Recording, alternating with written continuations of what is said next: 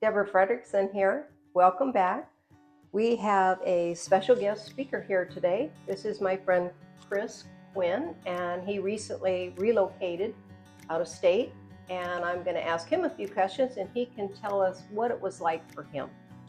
And Chris, how long ago did you move here?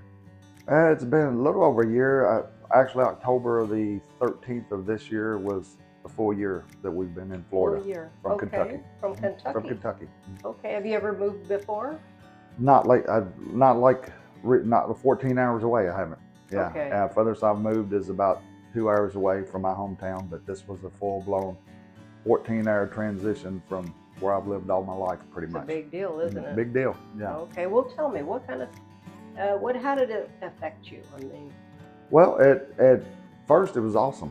It was great. I mean, all the fantasy and all the hoopla of going and moving to Florida was exciting. My wife wanted to be here, so I wanted to be here therefore. So luckily I had a business at the time that we could relocate. So once we got everything packed up and got down the road, it was fun all the way. And even for a brief stint of about 2 weeks of being here, it was fun. And then I felt the brakes getting put on. So I kind of felt a little tension inside, and I was trying to figure out, okay, what's going on here? And so it was very different feeling than I've had. So yeah. Well, like what? What kind of symptoms did you experience? Well, I started to really notice I had a little bit of anxiety, just a general feeling of, I guess, what have I done, sort of thing, kind of doom and gloom. I'm like, okay.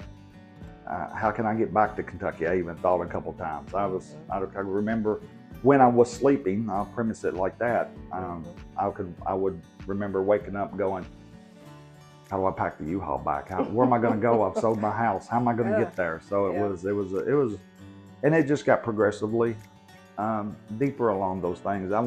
I can use the word worse now, but thankfully the Lord's got me through a lot of that. You had low mood for sure, right? Yeah. Oh, I had, yeah. To the tune where my wife was at some point starting to question, what was going on, and so it was, it was not all fun and games after especially about a month in, and that kept going for about 8 months.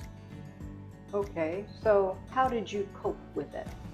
Well, I coped like I think and this is the beauty behind it, because this is why I love to share this, is because I want to be a testimony to help other people. And I think I dealt with that like most men would. I'll be fine. I'll get over it. I'll figure this out.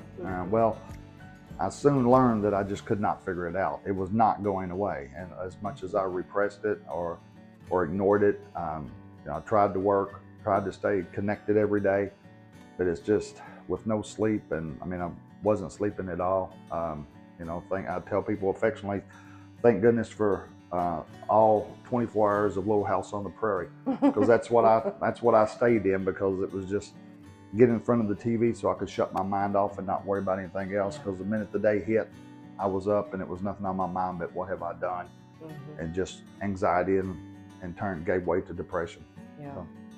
Okay. Well, we've been talking about relocation stress syndrome, and here's a man that's experienced what we've been talking about. It can take its toll on you. It can create depression. It can interfere with your ability to work effectively. It's traumatizing. And so we want to employ all the things that we can to make it an easier transition, whether it's deep breathing, prayer, whether it's kind of waiting it out too, because the body does take time to adapt.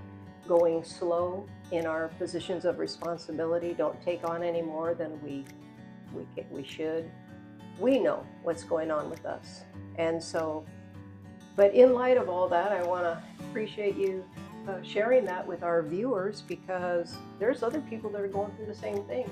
And just with me, with the 2-hour move, it still took a couple of months, and I may still have from time to time some adaptation going on.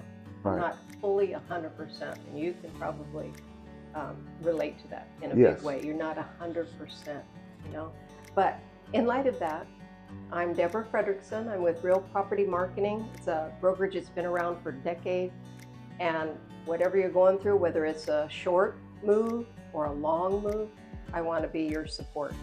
So I'm not only there to help you with your buying and your selling, I'm also there to help minimize the stress that everybody experiences when we go through change like that. And then Chris, I think you had something you wanted to say. Yeah, I just want to say to anybody out there, whether you're a guy or a gal, relocation stress is real. Don't let anybody tell you it's not. Doesn't mean will everybody experience it? I don't know, but I think everybody does experience it in some shape or form. But just know that just talk about it, seek help. Talk to your spouse, talk to your friends, talk to colleagues, because it's important that once you get it out, life can get better. But it's all part of that. You just got to talk it out. You got to go through it. It's just like my wife and I do grief counseling grief share at our church. And the only way to get through grief is you've got to go through it. You cannot step out of it and step out of its way. You've got to go straight through it. But it does get better if you allow it to get better. So I just encourage you to just embrace life, embrace wherever you're going to be there. To make the decision to move and be here, and just embrace that.